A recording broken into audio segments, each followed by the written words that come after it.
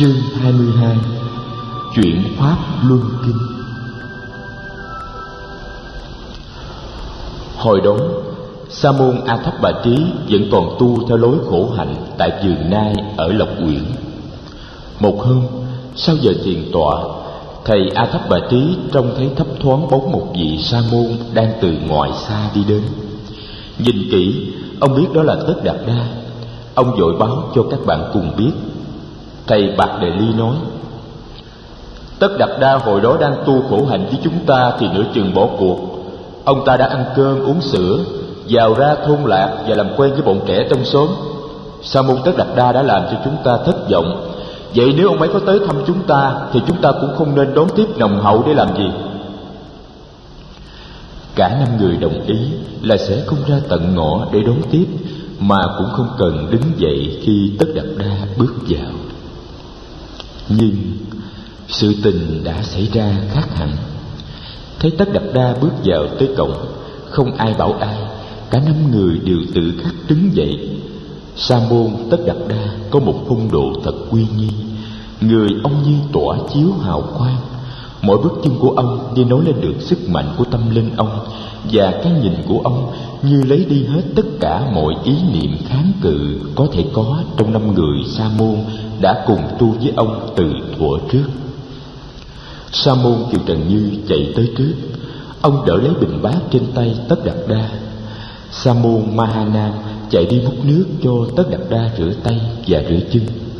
Sa môn Bạc Đề Ly kê một chiếc ghế để mời Tất Đạt Đa ngồi. Sa môn Bà Phu đi tìm một cái quạt bằng lá cây thốt nốt để quạt cho Tất Đạt Đa. A Thấp Bà Trí đứng ngớ ngẩn một bên, chẳng biết làm gì.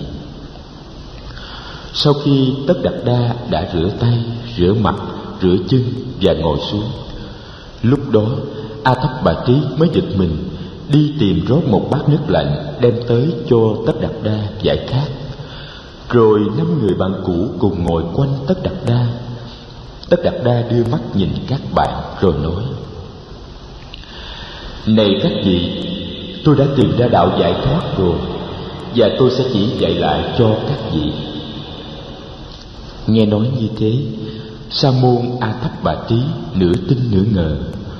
Có lẽ 4 người kia ai cũng có cảm tưởng như ông. Mọi người im lặng hồi lâu.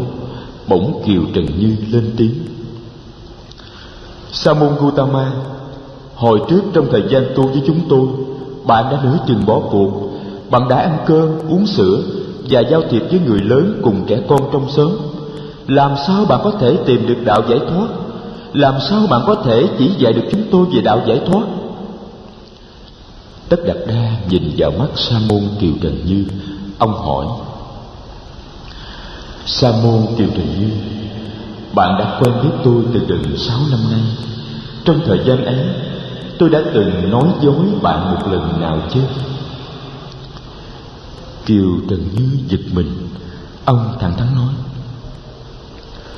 Sa môn Cồ Đàm nói đúng. Tôi chưa bao giờ từng nghe sa môn nói một điều không phù hợp với sự thật. Vậy các bạn hãy nghe đây. Tôi đã tìm ra được đạo lớn rồi, và tôi sẽ chỉ dạy cho các bạn. Các bạn là những vị sa môn đầu tiên trên đời được nghe giáo pháp mầu nhiệm mà tôi đã tìm ra. Giáo pháp này không phải là kết quả của suy luận. Giáo pháp này là hoa trái của thực chứng. Các vị hãy đem hết những nhận thức thanh tịnh mà nghiêm chỉnh lắng nghe. Giọng nói của Phật mang quy luật tâm linh rất lớn, khiến cho 5 người đều tự động đổi thế ngồi, nghiêm chỉnh hướng về người. Họ chắp tay lại. Kiều Trần Như thành kính nói: Xin Sa môn Cồ Đàm đem lòng xót thương mà dạy cho chúng tôi. Phật nghiêm trang mở lời: Này các vị sa môn, có 2 thái cực mà người tu đạo nên tránh. Một là lao mình vào khoái lạc nhục thể, 2 là hành hạ thân xác cho hao mòn. Cả 2 con đường đều đưa tới sự phá sản của thân tâm. Con đường mà tôi đã tìm ra là con đường trung đạo, tránh được 2 thái cực ấy và có thể đem đến trí tuệ, giải thoát và an lạc. Con đường đó là con đường bát chánh, nhận thức chân chính, tư duy chân chính, ngôn ngữ chân chính, hành động chân chính, sinh kế chân chính, chuyên cần chân chính, niệm lực chân chính và định lực chân chính.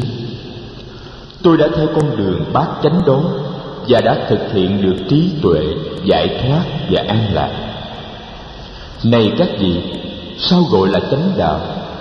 Sở dĩ gọi là chánh đạo vì con đường này không phải là con đường trốn tránh đau khổ, mà là con đường đối diện trực tiếp khổ đau để diệt trừ khổ đau.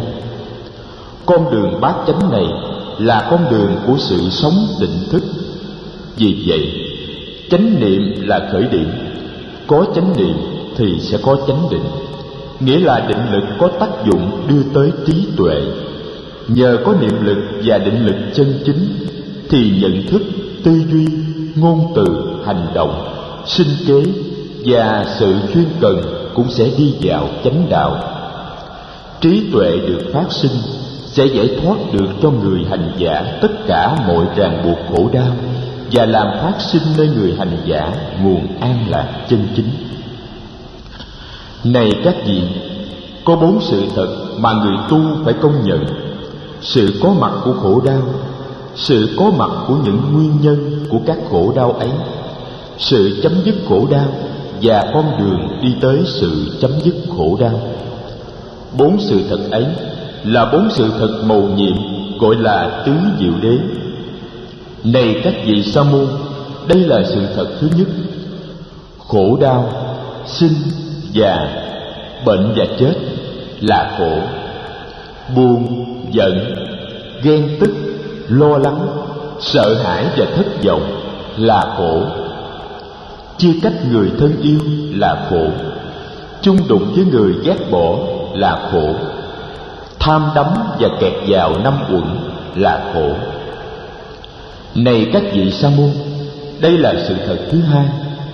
Nguyên nhân của khổ đau: vì u muội, vì không thấy và không hiểu được sự thật về bản thân và về cuộc đời, cho nên con người bị những ngọn lửa của tham đắm, giận hờn, ghen tức, sầu não, lo lắng, sợ hãi và thất vọng đêm ngày đốt cháy và hành hạ. Này các vị sa môn, đây là sự thật thứ ba. Sự chấm dứt khổ đau đó là trí tuệ, là hiểu biết, là sự nhận thức được sự thật về bản thân, về cuộc đời. Trí tuệ này, cái thấy này đưa lại sự chấm dứt của mọi sầu đau và làm phát sinh niềm an lạc. Này các vị sa môn, đây là sự thật thứ tư. Con đường diệt khổ đó là con đường bát chánh mà tôi đã trình bày. Bản chất của bát chánh đạo được nuôi dưỡng bằng nếp sống tỉnh thức hàng ngày, đó tức là chánh niệm. Chánh niệm đưa tới định và tuệ, có năng lực giải thoát con người khỏi mọi niềm đau và đem lại mọi an vui. Tôi sẽ hướng dẫn cho các vị từng bước trên con đường thực hiện này.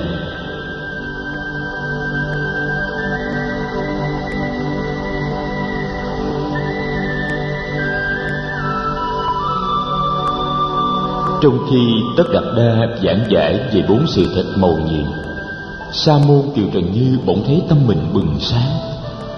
Ông thấy ngay lập tức con đường giải thoát thực sự mà lâu nay ông tìm kiếm. Nét mặt ông rạng rỡ. Thấy vậy, Phật chỉ vào ông và nói lớn: Sa môn Kiều Trần Như, bạn đã hiểu.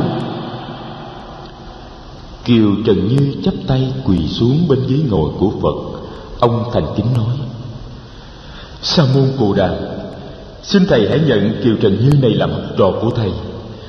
Kiều Trần Như biết rằng dưới sự chỉ dạy của thầy, Kiều Trần Như sẽ đạt thành nguyện lớn. 4 vị sa môn kia thấy vậy cũng quỳ xuống cả dưới chân Phật và chắp tay cầu xin Phật nhận họ làm đệ tử.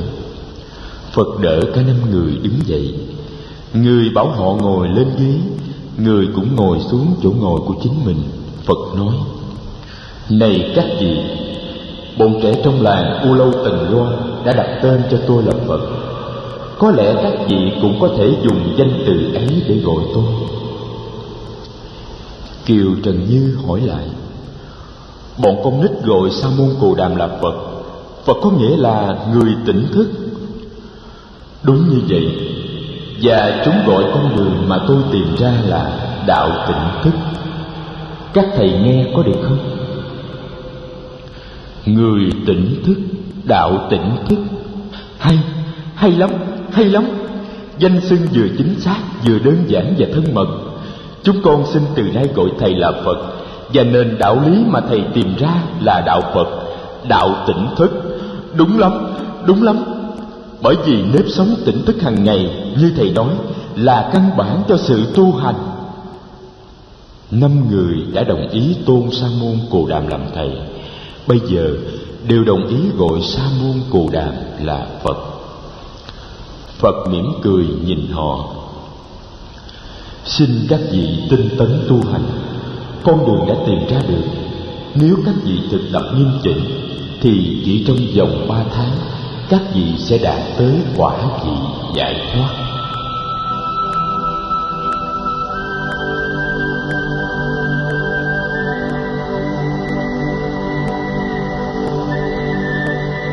Phật ở lại Lộc Uyển một thời gian để dạy dỗ cho 5 vị sa môn. Họ vâng lời Phật chấm dứt lối tu khổ hạnh. Mỗi ngày 3 vị luân phiên cầm bát đi khất thực trong xóm. Trưa về, 3 người san sẻ thức ăn xin được cho 3 người ở lại, trong đó có Phật. Phật ở lại để hướng dẫn sự tu học cho mọi người. 5 vị tu học rất tinh tấn và ngày nào cũng đạt được nhiều tiến bộ.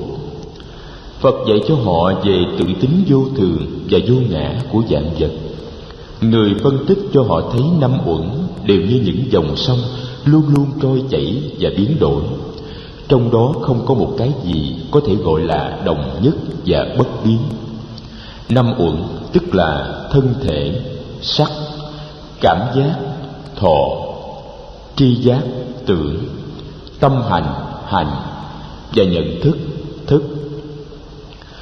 Phật dạy họ quan sát sự trôi chảy của 5 dòng sông ấy trong tự thân của mỗi người, để có thể thấy được tính vô thường và vô ngã của chúng ta và vạn hữu, và cũng để thấy những liên hệ mật thiết và mầu nhiệm giữa vũ trụ và bản thân mình. Nhờ sự tu học tinh chuyên, 5 vị dần dần đạt được cái thấy mầu nhiệm. Người đầu tiên chứng ngộ là Kiều Trần Như, rồi 2 tháng sau là đến phiên bà Phu và Bạc Đề Liên. Cuối cùng Ma Ha Nam và A Thấp Bà Trí cũng đạt tới quả vị A La Hán. Phật rất vui mừng. Người nói: chúng ta đã có đoàn thể xứng đáng với tên gọi Sangha, đoàn thể của những người biết sống cuộc đời tỉnh thức. Rồi đây quý vị sẽ phải cùng với tôi đem những hạt giống của đạo tỉnh thức gieo rắc khắp mọi nơi.